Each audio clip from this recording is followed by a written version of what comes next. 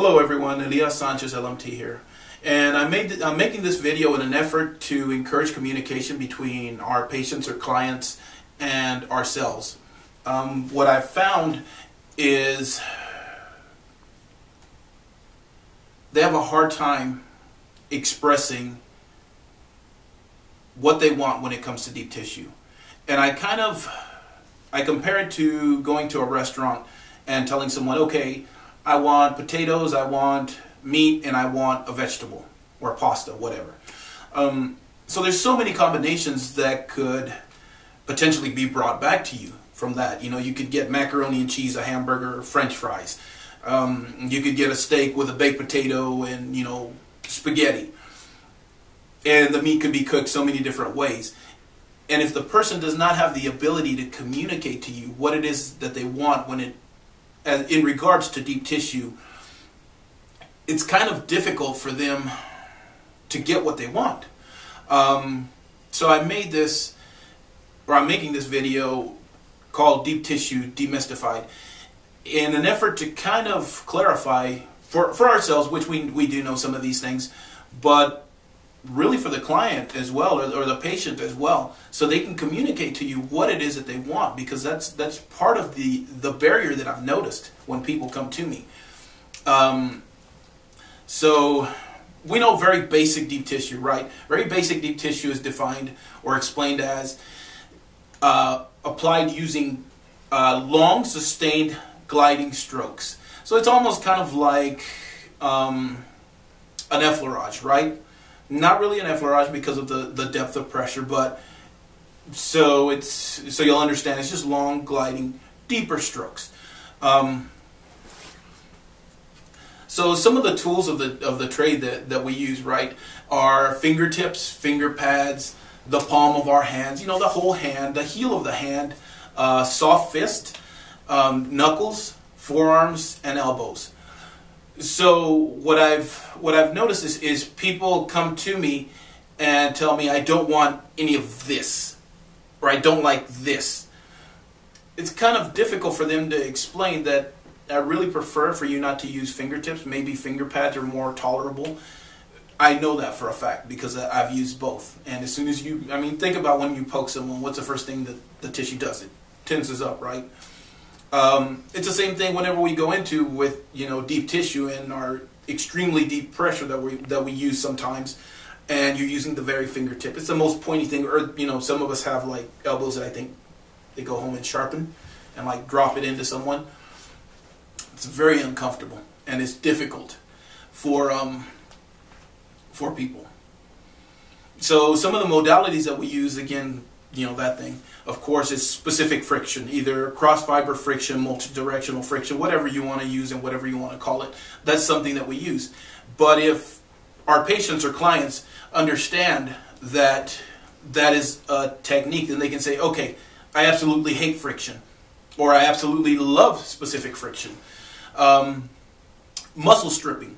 Okay, so we're going in there, right, and we're separating as much as we can, you know, individual fibers if we could, just to allow that mobility. Tissue rolling. So we're actually grabbing the tissue and separating muscle from muscle. Then you have myofascial, you know, when you're just sinking in, and just, of course, the majority of the time whenever you're doing myofascial, it's with no lubrication whatsoever. So it can be a little intense. Then you have proprioceptive neuromuscular facilitation, METs, muscle energy techniques. Mouthful, but you know, you basically just hold into the tissue, allow them to contract, you know, an isometric contraction. 10 seconds, breathe, relax. Rough explanation.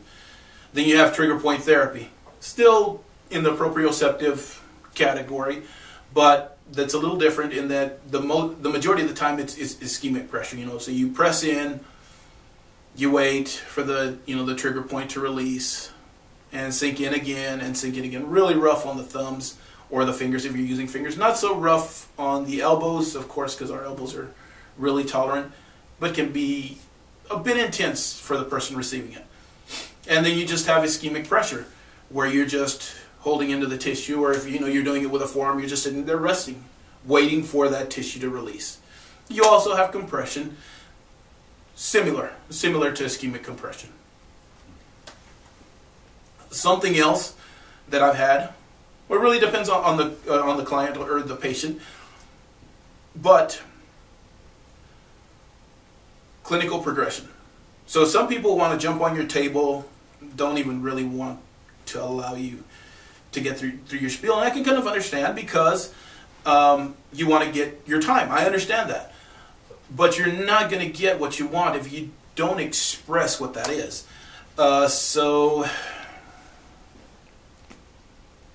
I want medium pressure. I want, just forearms. I want just hands. I want just fingertips.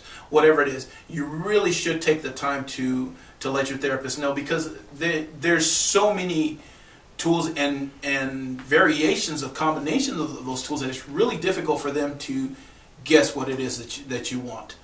If you can narrow it down, it's a huge help, not only for them, but for you as well, because then you receive what it is that you want. So the next thing I'd like to cover is clinical progression. Like I said, some people want you to automatically just jump in, and drop an elbow.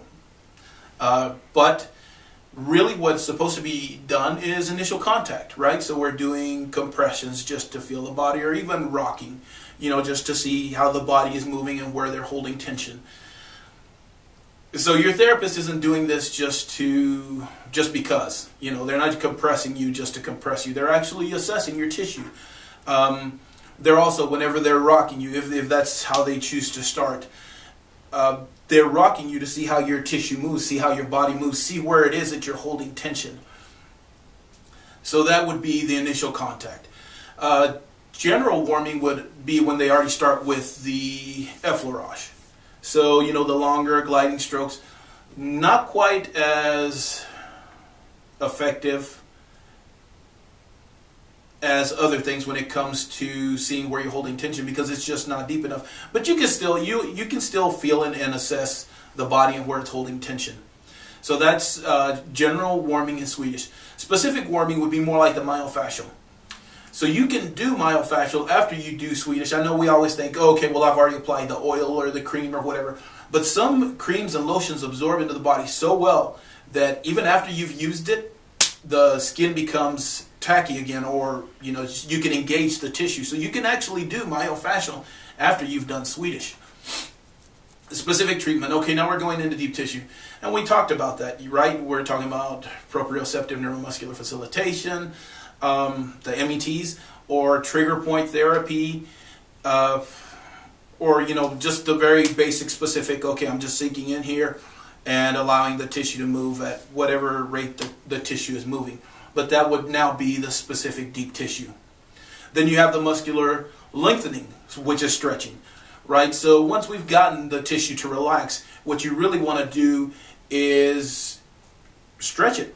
Bring it back to its normal resting length. All right, we're always here, right? We're always up here working. We're always have our shoulders roll forward because we're either on the computer or reading a book or texting or whatever it is. So once you've relaxed the pecs, right?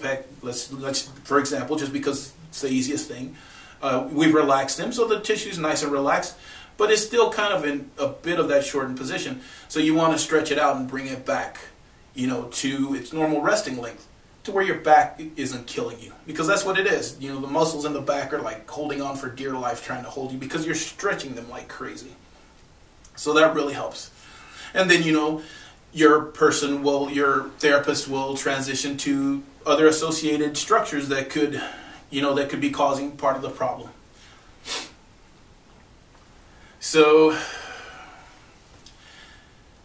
deep tissue modalities can consist of deep local pressure in order to access the deeper layers of soft tissue. However, there are other less aggressive methods which can be used to achieve the same result. So yeah, you can potentially, just drop in with the elbow. It can be a bit intense.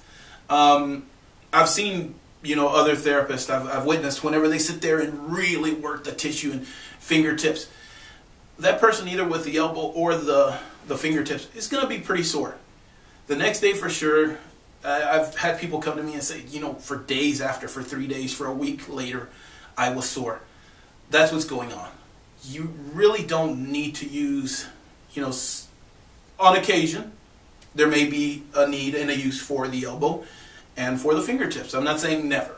I'm just saying the entirety of your massage should not be, you know, fingertips and should not be elbows, and you really shouldn't be sore for that many days after. You could easily use more of tissue rolling. That also separates the tissue. You could also sink in with a deeper or with a broader tool. So this is, you know, a soft fist is going to make you a lot less sore than this really specific, you know, digging in, tearing in. And a slow one of these, a slow soft fist, also is going to make you less sore than just, okay, let's just tear through the muscle. Which is another thing I've witnessed. A person hears deep tissue, okay, let's put this elbow in and just run it down. If you're going to use the elbow, that's fine. I understand for some of the specific things that need to be done. Sink in with the elbow. They can wait. They should wait for your tissue to allow them to move, instead of forcing their way through the tissue. So if you feel like your therapist is forcing their way through your tissue, you can always tell them, hey, can you slow down a little bit? Can you use maybe a forearm instead of the elbow? Can you use the finger pads instead of the fingertips? But these are all things that will help you communicate with your therapist and hopefully give you a little bit better treatment. Okay, so if you do really want that steak medium well with mashed potatoes and gravy and, you know, a salad on the side, that's a lot easier than, or, you know, you'll be able to get that instead of, oh, I want a hunk of meat with potatoes and, you know, some vegetables. That could be so many combinations of things. So hopefully this will allow both us, you know, as therapists and our patients or clients to communicate with us and tell us, okay, we really hate this, we really love this. This is how I would prefer you to work if it's at all possible. All right, guys, thank you very much. Hopefully this was helpful. If you did like this video, please like it, you know, on the bottom there, and subscribe to it. And please send me your comments. If there's something that you would like me to address, something that you'd like me to cover, let me know. I have a couple of things that I'm going to go over, some draping methods that I'm going to go over that were asked for. So please, if there is something that you would like me to go over, click link, you know, like the video and let me know. All right, guys, thanks a lot.